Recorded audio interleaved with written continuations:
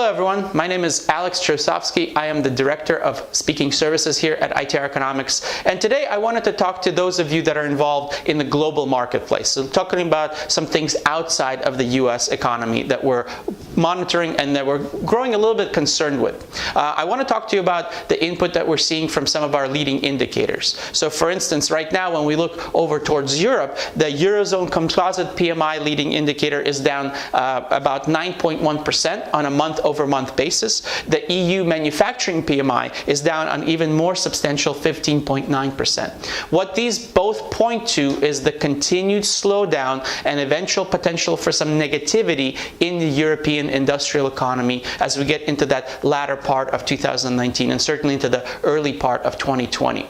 When we look at global manufacturing, we also see some negative and a bit ominous signs. That particular indicator is down 6.3% on a month-over-month basis. So all of these things are alluding to the fact that the slowdown that much of the world has already been feeling is likely to get worse before it gets better. And eventually that will certainly come to US shores as well.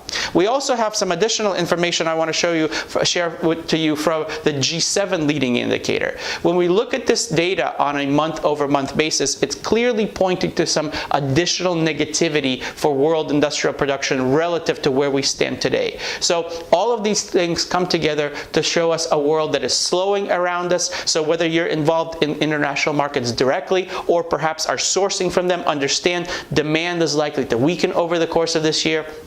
You should certainly plan accordingly for a bit lower levels of activity as you traverse 2019 and head into 2020. We'll keep you up to date as things develop, and I certainly look forward to talking to you again soon to give you hopefully some better news about the global economy. Thanks a lot. Take care.